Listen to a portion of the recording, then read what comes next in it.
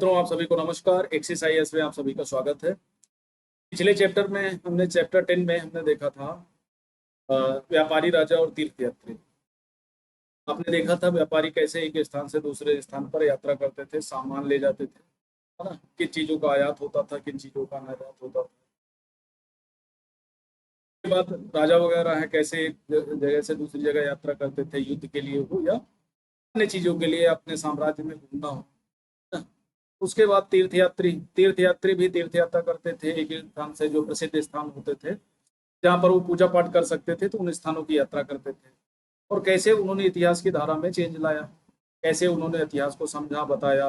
आपने विदेशी यात्रियों का हिंसांग हो, गेनसांग हो, है ना, इन सब के बारे में किया कि इतनी लंबी लंबी यात्राएं कितने दिनों में करते थे, है ना। हिंसांग के बारे में आपने देखा कि कैसे किससे पानी के रास्ते बर्मा होते हुए वो कैसे वहां तक पहुंचा, रास्ते में तूफान भी आ गया, है ना। और जो व्यापारिक यात्राएं होती थी कैसे वो मानसूनी जलवायु के आधार पर होती थी। जब मानसून आता था तो उस समय उधर पश्चिम से भारत की ओर आना थोड़ा आसान हो जाता था, और मानसूनी हवाओं के माध्यम से वो जल्दी आ जाते थे, है ना। तो उन सब के बारे में हमने देखा, मोटी मोटी बातें जानी। आज नए साम्राज्य और राज्य के बारे में, इसमें हम जनरली गुप्त, ठीक है, हर्षवर्धन, पल्लव शासक, ठीक है, और चालुक्य, इन सब के बारे में जानेंगे। मोटी मोटी चीजें सीखेंगे, आपको मजा आएगा। चलिए स्टार्ट करते हैं। कहानी से शुरू करते हैं, जैसा कि एनसीईआरटी हर बार एक नई कहानी के माध्यम से बात करती है। अब देखो, अरविंद राजा बना। अरविंद एक बच्चा है, स्कूल में खेले जाने वाले नाटक में राजा की भूमिका अदा करने के लिए उसे चुना गया। उसने सोचा कि वह शाही वेशभूषा में, राजा की वेशभूषा कैसी होती है, शाही, मूंछों पर दाव देते हुए रुपहले कागज के में लिपटी तलवार को शान से पकड़कर चहलकदमी करेगा, है ना। जरा सोचो उसे कितनी हैरानी हुई जब उसे बताया गया कि उसे बैठकर वीणा भी बजानी होगी और कविता का पाठ भी करना होगा। एक संगीतज्ञ राजा कौन हो सकता है वह, अरविंद सोचने लगा। तो ऐसा राजा एक ही दिखता है, समुद्रगुप्त, ठीक है, चंद्रगुप्त का बेटा, ठीक है, चंद्रगुप्त का बेटा आपको दिखता है। वो क्या था, वो एक ऐसा राजा था। अब उसके बारे में बात करते हैं, क्या क्या हुआ क्या क्या नहीं हुआ। दरअसल अरविंद गुप्त वंश के प्रसिद्ध राजा समुद्रगुप्त की भूमिका अदा करने जा रहा था।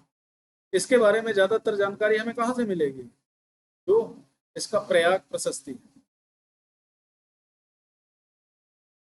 थोड़ा ब्लर कर रहा है वीडियो कुछ की खराबी के कारण। प्रयाग प्रशस्ति हर्षेण ने लिखा था संस्कृत में, उसके बारे में, उसकी प्रशंसा में, प्रशस्ति का मतलब होता है राजा की प्रशंसा में लिखा गया, ठीक है। चलता है कि वास्तव में उसके दरबारी कवि हर्षेण द्वारा संस्कृत में लिखी कविता है, करीब 1700 साल पहले, लगभग 600 ईस्वी के आसपास, सॉरी 600 ईस्वी के आसपास, ठीक है, लिखा गया। इलाहाबाद में अशोक स्तंभ पर खुदाई की गई है। अब इलाहाबाद में अशोक स्तंभ लगा हुआ, वहां जा सकते हैं, प्रयागराज में देख सकते हैं। एक विशेष किस्म का अभिलेख है जिसे प्रशस्त कहते हैं। यह संस्कृत शब्द है जिसका अर्थ होता है प्रशंसा। प्रशस्तियां लिखने का प्रचलन पहले भी था, अरे वर्तमान में भी है, ठीक है। राजाओं के नाम प्रशस्ति पत्र लिखे जाते हैं। जब कोई व्यक्ति कोई पद्म पुरस्कार प्राप्त करता है तो उसे पद्म पुरस्कार की एक प्रशस्ति मिलती है।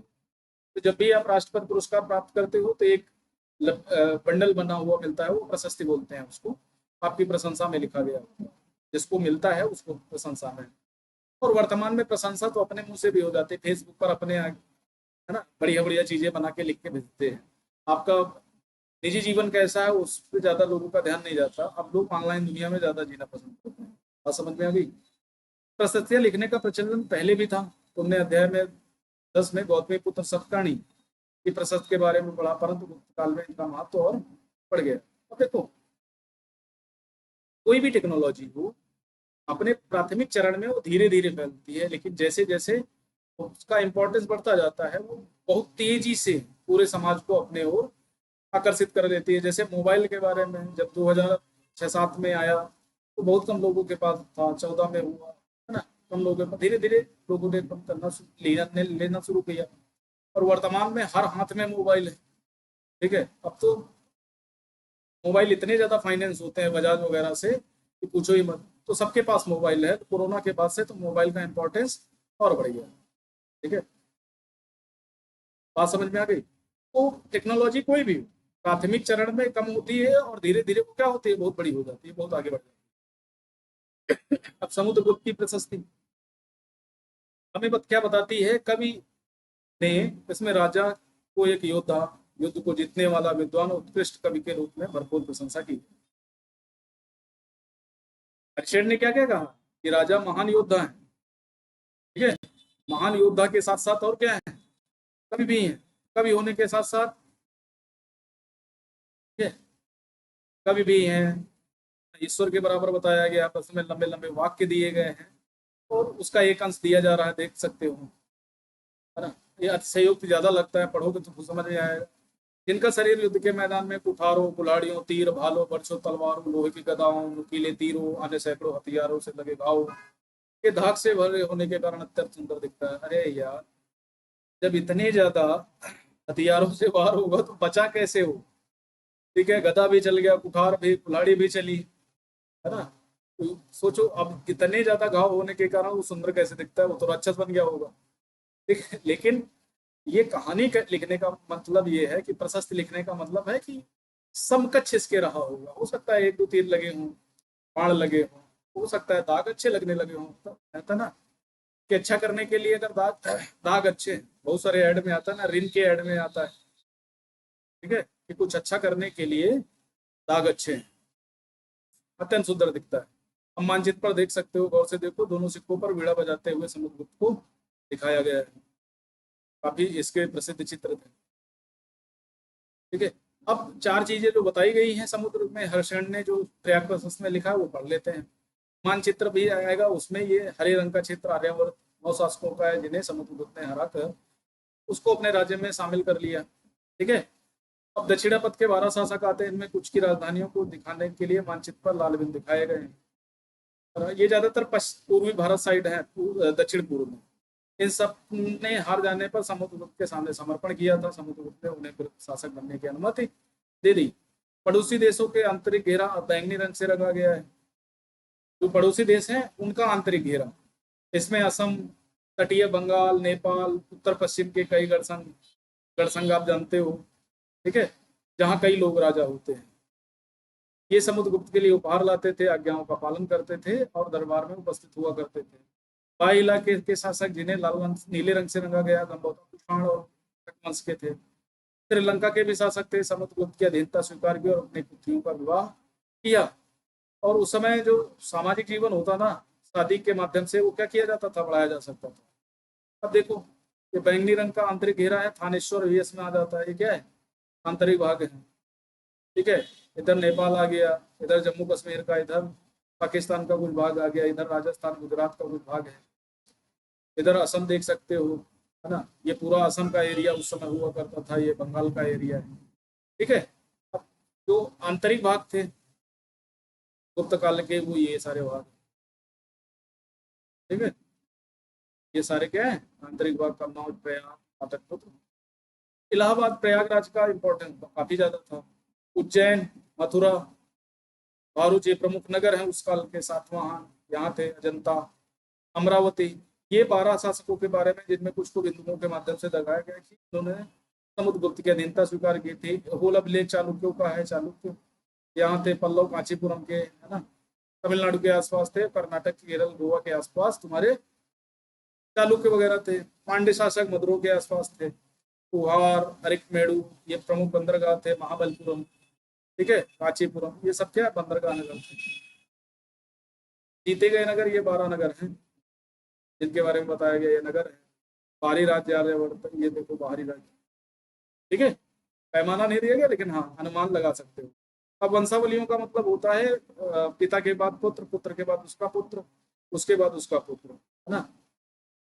तो वैसे राजा बनना, ये वंशावलियां होती है। अधिकांश राष्ट्रीय शासकों के पूर्वज के बारे में बताती है।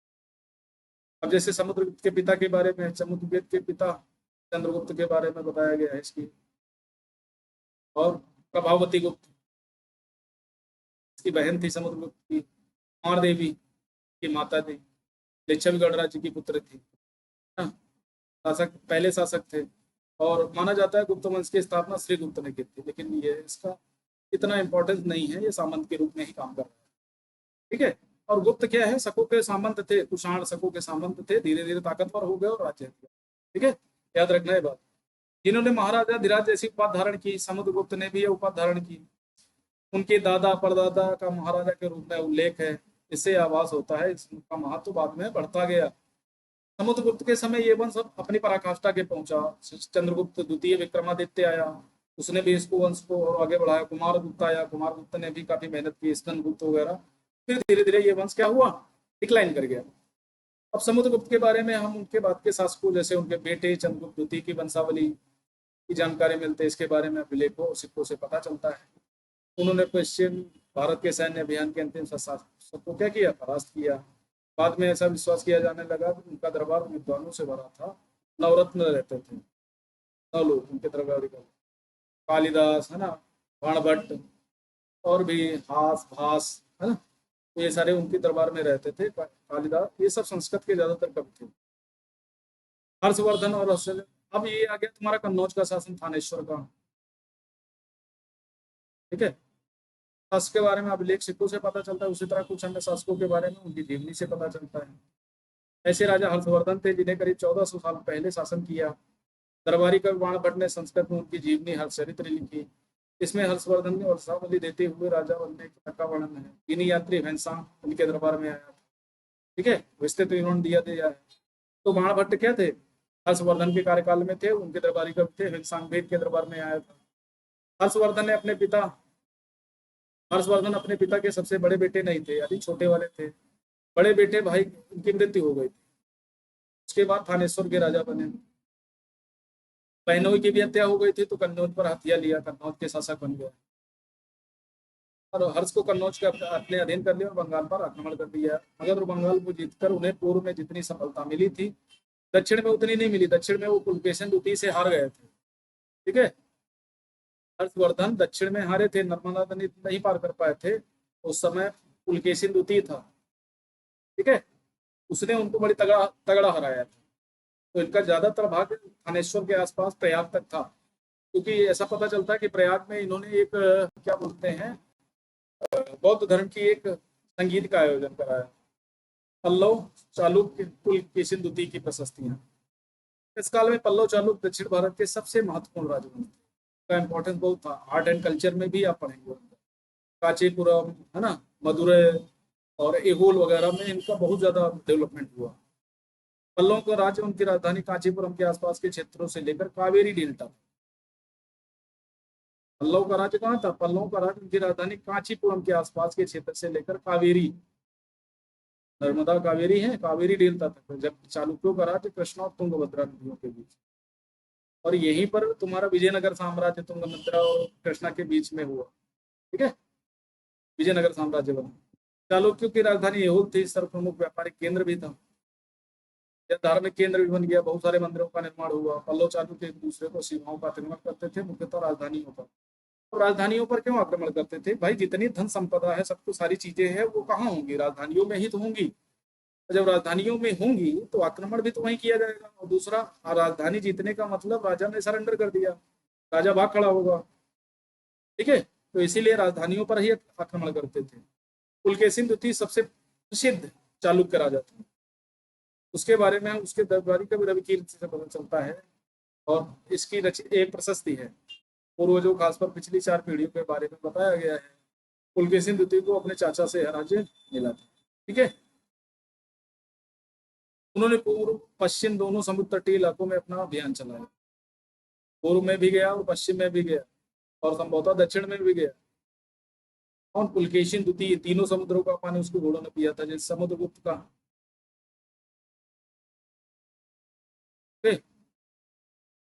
हर्ष को भी आगे बढ़ने से रोका, हर्ष को भी उसने हराया था। हर्ष का मतलब आनंद में, बड़े हर्षित लग रहे हो। हर्ष के साथ आपका स्वागत है। ये सारी चीजें आप सुनते हो। कवि का कहना है कि इस पराजय के बाद हर्ष हर्ष नहीं रहा। पुलकेशिन द्वितीय ने पल्लव राजा के ऊपर भी आक्रमण किया, जिसे कांचीपुरम की दीवार के पीछे क्या के लेनी पड़ी, शरण लेनी पड़ी। पर चालुक्यों की विजय अल्पकालीन थी, और इस तरह लड़ते लड़ते क्या दोनों वंश क्या हुए, धीरे धीरे समाप्त हो गए। और इसके बाद जो तुम्हारे राष्ट्रकूट आए, पल्लव के सामंत थे, चोल आए, जो तुम्हारे चालुक्यों के सामंत थे, और इन्होंने अब अपना विस्तार किया। अब राज्यों का प्रशासन कैसे चलता था? अब देखो, राज्यों को ग्राम, उर, है ना, जन, मंडल, इस तरह बांटा जाता था। नाडु, वलनाडु, इस तरह नाम रखे जाते थे, और इसी तरह प्रशासन चलता था, है ना। राजाओं के लिए भूमि पर सबसे महत्वपूर्ण साधन बना रहा। कृषि होती थी, जानवर चरते थे, व्यापार होता था, है ना। तो भूमि पर राजा का सब सर्वाधिक क्या होता था? का शासन होता था। प्रशासन की सबसे प्राथमिक इकाई गांव होती थी। गांव से ही स्टार्ट होता था, धीरे धीरे साम्राज्य तक पहुंचता था। लेकिन धीरे धीरे नए बदलाव आए। राजा ने आर्थिक, सामाजिक, राजनीतिक, सैन्य शक्ति रखने वाले लोगों का समर्थन जुटाने के लिए कई कदम उठाए, क्योंकि सामंती सिस्टम शुरू हो गया था। कई ऐसे लोग थे जो धीरे धीरे कर इकट्ठा करके कई पदों पर बड़ा उनके वंशजों के रहते हुए इतना ज्यादा तगड़े, तंदुरुस्त, या इतने ज्यादा महत्वपूर्ण हो गए थे कि राजा भी उनका समर्थन पाना चाहता था और उन्हीं के हिसाब से काम करता था। कुछ महत्वपूर्ण प्रशासकीय पद अनुवांशिक बन गए, अर्थात बेटे अपने पिता का पद पाते थे। जैसे हरिश्चंद्र अपने पिता की तरह महादंडनायक अर्थात मुख्य न्यायाधिकारी बना। याद रखना, महादंडनायक। कभी कभी एक ही वक्त कई पदों पर कार्य करता था। जैसे हरिश्चंद्र का ले लो, महादंडनायक भी था, मारामात्य भी था, और संधि विग्रह का, युद्ध और शांति का विषयों का मंत्री भी था, है ना। संभवतः वहाँ के स्थानीय प्रशासन का में प्रमुख व्यक्तियों का बोलबाला होता था। लोकल में लोकल ही है। जैसे आज ग्राम स्तर पर ग्राम प्रधान प्रमुख होता है, तो वैसे ही इस समय भी रहा। नगर श्रेष्ठी यानी मुख्य बैंकर, शहर का व्यापारी, सार्थवा यानी व्यापारियों के काफिलों का नेता, प्रथम कुलिक अर्थात मुख्य शिल्पकार, कायस्थ लिप्पों का प्रधान जो राइटिंग करते थे, तो लिप्पों का प्रधान कायस्थ बोलते थे। शिल्पकार को कुलिक बोलते थे, प्रथम कुलिक। सार्थवा व्यापारियों के काफिले को बोलते थे नगर श्रेष्ठी, ये मुख्य बैंकर होता था। ठीक है। उसके बाद इस तरह की कूटनीतियां कुछ हद तक प्रभावशाली होती थी। इस समय शासक कुछ व्यक्ति इतने शक्तिशाली हो जाते थे कि अपना स्वतंत्र राज्य स्थापित कर लेते। जैसे राष्ट्रकूट आ गए, है ना, चोल वंश आ गया। कैसे आ गया?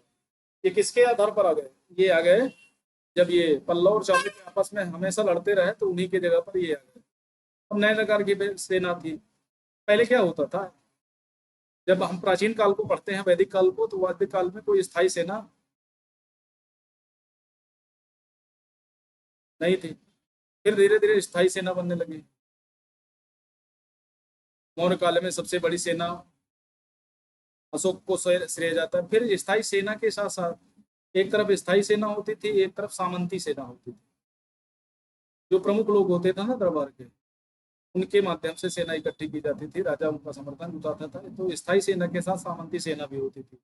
उसमें हाथी, रथ, घुड़सवार वगैरह होते थे, और इनका वेतन नगद न दे करके इनको जमीन का एक टुकड़ा दे दिया जाता, सामंतों को जमीन दे दी जाती। यहीं से जमींदारी व्यवस्था की शुरुआत हुई, और ये जमीन से कर वसूलते थे, और सामंत, तो जो सामंत होते थे, कर वसूल करके अपनी सेना का रखरखाव करते थे। घोड़ा, है ना, घुड़सवार, ये सारी चीजें रखते थे। और जहां भी शासक दुर्लभ होते थे, ये सामंत धीरे धीरे क्या होते थे? स्वतंत्र हो जाते थे, है ना। तो भूमिदान की प्रथा आरंभ हो चुकी थी इस समय, और काफी जोर शोर से भूमिदान को दिया जा रहा था। सबसे पहले ब्राह्मणों को दिया जाने लगा, फिर सैनिकों को भी दिया जाने लगा। ठीक है। तो भूमिदान की प्रथा काफी जोरों शोरों से थी। और जो भूमि लेकर के स्वतंत्र हो जाता था, जहां शासक का वहां तक नहीं पहुंचा, तो शासक क्या करते थे? वहां के वो सामंत वहां स्वतंत्र हो जाते थे। बात समझ में आ गई? अब दक्षिण के राज्य में सभाएं, पल्लों के अभिलेखों में कई स्थानीय रथाओं की चर्चा। इनमें एक एक था ब्राह्मण भूस्वामियों का संगठन, जिसे सभा कहते थे। ब्राह्मणों का जो संगठन होता था ना, उसे सभा कहते थे। ये सभाएं वो समितियों, उप समितियों के जरिए खेती बाड़ी, विभिन्न सड़क निर्माण, स्थानीय मंदिरों की देखभाल आदि का काम करती थी। जिन इलाकों के भूस्वामी ब्राह्मण नहीं थे, ठीक है, वहां उर नामक ग्राम सभा होती थी। ठीक है। और व्यापारियों का जो संगठन होता था, उसे नगरम, उस गांव को नगरम की संज्ञा दी जाती। धन शक्तिशाली भूस्वामी और व्यापारियों का नियंत्रण था। बहुत सी स्थानीय सभाएं शताब्दियों तक काम करती रही। ठीक है। ब्राह्मण भूस्वामियों की सभा को भूस्वामियों का संगठन सभा कहलाता था। जो ब्राह्मण नहीं थे, गैर ब्राह्मण भूस्वामियों का संगठन उर कहलाता था। व्यापारियों का संगठन नगरम कहलाता था। ठीक है। और यहाँ जो प्रमुख लोग थे, अब उस सब तो इतिहास की धारा है ना, उस समय जनमानस का इतिहास नहीं लिखा जाता था, सारा राजा महाराजाओं का ही लिखा जाता था। लेकिन कुछ नाटककार, ना, कुछ कहानीकार थे जिन्होंने जन सामान्य के जीवन के बारे में बात की। तो उन्हीं के माध्यम से हम कुछ चीजों को देख सकते हैं। जैसे जन सामान्य, कालिदास अपने नाटक में राज दरबार के जीवन का चित्रण करने के लिए प्रसिद्ध है। इन नाटकों में एक रोचक बात यह है कि राजा और अधिकांश ब्राह्मणों को संस्कृत बोलते हुए दिखाया गया। जो संभ्रांत लोग थे, अमीर लोग थे, है ना, रसूखदार लोग थे, वो संस्कृत बोलते थे, जबकि अन्य लोग प्राकृत बोलते थे, महिलाएं भी प्राकृत बोलती थी। उनका सबसे प्रसिद्ध नाटक अभिज्ञान शाकुंतलम राजा दुष्यंत और शकुंतला की प्रेम कहानी है। इस नाटक में गरीब मछुआरे के साथ राजा के कर्मचारियों द्वारा दुर्व्यवहार की बात की गई है। कैसे दुर्व्यवहार हुआ? कहा जाता है कि शकुंतला को एक राजा ने अंगूठी दी थी, और जब शकुंतला घूमने जाती है तो वो अंगूठी नदी में गिर जाती है, जो मछुआरा पाता है। ठीक है। अब मछुआरा, जब उनके राज कर्मचारियों को पता चलता है कि मछुआरे के पास अंगूठी है, तो वो राजा के पास मछुआरे को ले जाते हैं मारपीट के, और उस पर चोरी का इल्जाम लगा दिया जाता है। लेकिन फिर राजा समझदारी के साथ क्या करता है, मछुआरे को कुछ इनाम देकर उसको वापस भेजता है, और राज्य के कर्मचारी उसके साथ लग लेते हैं, उसके इनाम का कुछ हिस्सा हड़पने के लिए शराब खाने में चल पड़ते हैं। ये कहानी है। वर्तमान में भी होता है, अगर आप कोई शिकायत वगैरह करने जाओ तो पुलिस वाले क्या करते हैं, आपको लठिया देते हैं। ठीक है। लेकिन अब ऐसा नहीं है, पुलिस भी थोड़ा समझदार हो गई है। अब पुलिस जो है ना, जब से टेक्नोलॉजी आई है तो पुलिस भी धीरे धीरे क्या हो रही है, डेवलप हो रही है। और जो पुराना एक एटीट्यूड चलता था ना, वो धीरे धीरे दूर हो जाएगा। और जो नए लोग भर्ती हुए ना, वो तो कमाल के हैं, बेहतर लोग हैं। ठीक है। सब और पढ़े लिखे लोग हैं, तो पुलिस की व्यवस्था धीरे धीरे बेहतर होने लगी है। और जितने संसाधन मुहैया कराए जाएंगे उतना बेहतर वो काम करेंगे, सीधी सी बात है। चीनी यात्री फिएन का ध्यान उन लोगों की दुर्गति पर भय गया जिन्हें ऊंचे और शक्तिशाली लोग अछूत मानते थे। कौन? फिएन ने सामाजिक चित्रण बड़ा रोचक किया है, समाज के बारे में बहुत रोचक बातें बताई हैं। और जो छुआछूत थी, जो जाति व्यवस्था थी, उसको भी पीएन ने अपनी किताबों में लिखा। इन्हें शहरों के बाहर रहना पड़ता था। वे लिखते थे, अगर इन लोगों को शहर या बाजार के भीतर आना होता था तो सभी को आगाह करने के लिए लकड़ी की एक टुकड़े पर चोट करते चलते थे, ढोल टाइप का होता था, जिससे लोग सतर्क हो जाते थे और उनके संपर्क से बचते थे। एक जगह बाणभट्ट द्वारा अभियान पर निकली राजा की सेना का बड़ा सजीव चित्रण किया गया है।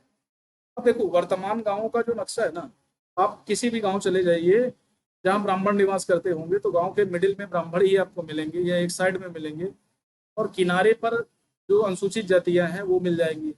ओबीसी एक बीच में भी थोड़े बहुत मिल जाएंगे, और किनारे गांव में भी मिल जाएंगे। जिनका सामाजिक इंपॉर्टेंस बेहतर है उनको सामाजिक स्टेटस में भी जगह है, जिनका सामाजिक बैकग्राउंड बेहतर नहीं है उनको सामाजिक स्टेटस में जगह नहीं है।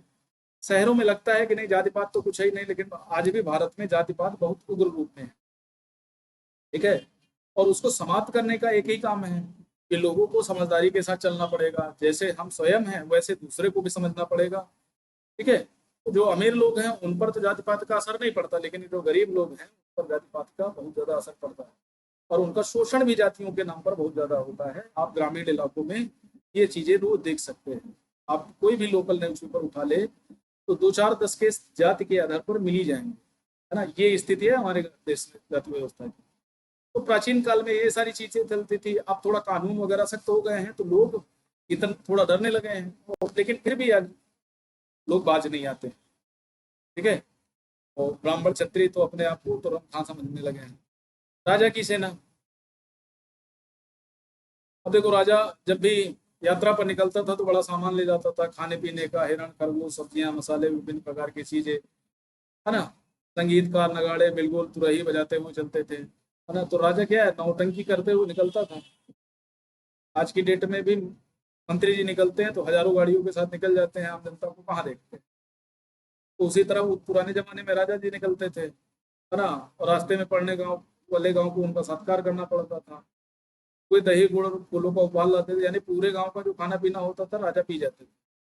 कर तो लेते ही थे, फिर तो उनकी जान निकाल लेते थे कर लेते में। और जब वो घूमने फिरने निकलते थे तो भी जान निकाल लेते थे। और कोई अगर राजा से मिलना चाहता था तो बड़ा मुश्किल था। आज की डेट में मुख्यमंत्री से मिलना है तो आपको, कलेक्टर ऑफिस जाना है तो आपको लोहे के चने चबाने पड़ते हैं।